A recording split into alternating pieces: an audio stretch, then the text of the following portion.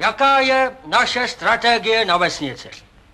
No, aby všichni měli všechno, že ano?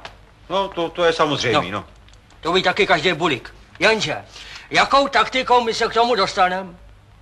No řekni, neboj. No, tím, že nikdo nebude mít nic.